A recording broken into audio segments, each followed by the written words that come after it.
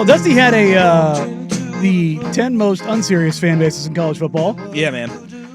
Generated by AI. Delusional. He was like, you know what? I wonder what happens if I run this through for the Trailblazers. We put a timeline on it. Yeah. Next 10 years. The Yeah. likelihood of the Trailblazers winning a title in the next 10 years. And it spit out a pretty detailed path. Not like every touchstone, but it did hit on a lot. Well, Jeff Russ printed it out. It's a full page. It is a full page of information on the Blazers. And it goes through things like where they're at right now, their current situation, and breaks down the roster. And it actually did a pretty good job. If you're looking, if you gave this to an alien trying to understand where the Portland Trailblazers were, it does a pretty good synopsis of where they are. I mean, it started with the Blazers are currently rebuilding phase after the departure of Damian Lillard. Their focus is on developing their young core, and it mentions Scoot, Shaden, Simons, Denny, two in Klingon, and it kind of goes down and says their age, position, and their strongest trait, right? Yeah. Then it says they have veterans like Jeremy Grant and DeAndre Ayton who could be trade assets as this team continues to rebuild. That's actually true. Yep. It says they have draft capital in picks that they could use down the line or trade for established players. And then goes through that they are plus 200,000 to win the NBA title. Then it says that they're showing improvement, but not currently a playoff contender. This is where it gets interesting, though, because it goes to path to contention and likelihood of them actually winning in the next 2 years. And this is where I want to bounce this off of you. It says developing star talent. The Blazers need their young players to develop into all-star caliber players. Scoot Henderson and Shaden Sharp have shown flashes of this potential. Okay.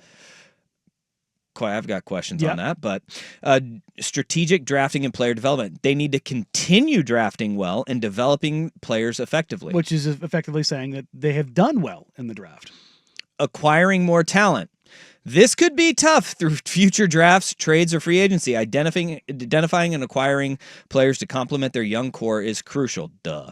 Coaching and chemistry. This is kind of one of those ones where is this kind of saying they need a new coaching staff. They say a strong coaching staff and good team chemistry are essential for championship caliber team. Yep. All right. Health and luck. You need to stay healthy, and a little luck in the health department is needed. And then the strength of other teams in their league will play a significant role. The Western Conference is currently very competitive. So likelihood of winning in the next 3 to 4 years. The focus will be continued on development of the young core, accumulating talent, and establishing consistent winning culture. Playoff contention might be the goal in this period, but a championship is a long shot. How do you feel about that? Yeah. Yeah, next 3 to 4 years, unless you got a massive infusion of talent. Yeah, I agree. Mid-period, 4 to 7 years. If their young players develop as hoped, and they start making some smart acquisitions, the Blazers could potentially become a strong playoff team and even a dark horse contender in 4 to 7 years. I think the windows on this are a little more skewed than reality, but otherwise I agree. 7 to 10 years. If everything aligns well, the young core reaching their prime and the team built into a cohesive unit with the right supporting pieces, a championship could be realistic in this time frame. Yeah, sure. Their conclusion is, while the Blazers have a young, promising talent and a path to improvement, winning an NBA championship in the next 10 years is a challenging goal. It will require significant development of their young players, smart team building, and navigating competitive league. It certainly is within the realm of possibility, but it's far from a certainty at this point in their rebuild. Yeah. The only disagreement I really have with this is the windows. Yeah. Because I think we look at windows a lot larger than they actually are. Yeah. And not just for winning, but for team building. If I had told you, that Jimmy Butler was going to be available for trade 2 years ago when he's taking the Miami Heat to the NBA Finals, would you have believed it? That Jimmy Butler was? Yeah. Well, I guess maybe Jimmy's a bad example. I was going to say, I mean, we've seen him piggyback some really bad teams. Luka. With that team last year, no, I wouldn't have thought it.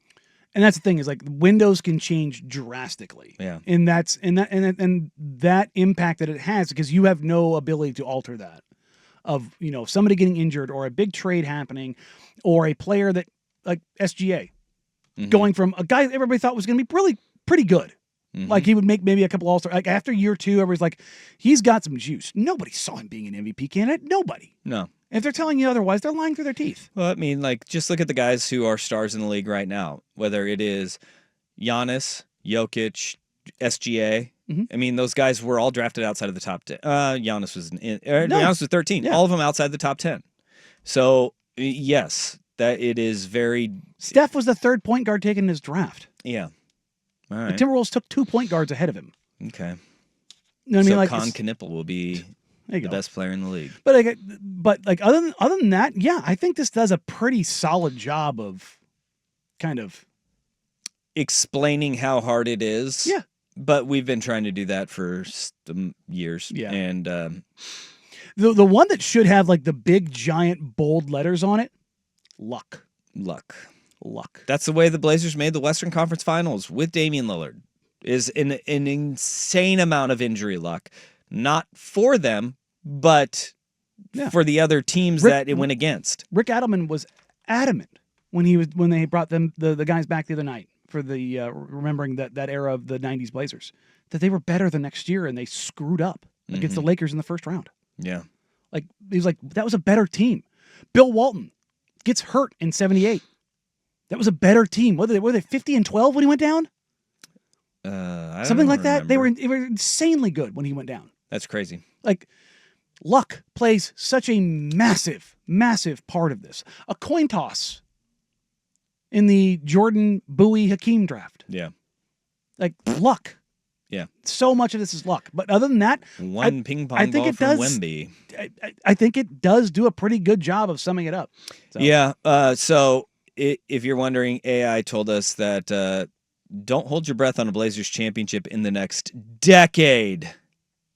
I mean, which is pretty fair, seeing that we're creeping up on 55 years. Yeah. Well, no, 77. We are creeping up on 50 years. Yeah. We're at 48 years now. It's a long time. Dude. I was trying to think of the length of the organization. Yeah. They've won in that's a years, really really long time. Yeah, it's a long time. So in 10 years, let's not get over our skis here. Yeah. We're measuring in half centuries, not decades. Man. So they're due. Yeah. All right. They had 1 in 50. They'll have another 1 in 50 somewhere in the next 50 years. If that makes us feel better, there you go. That's the math right now. All right. So,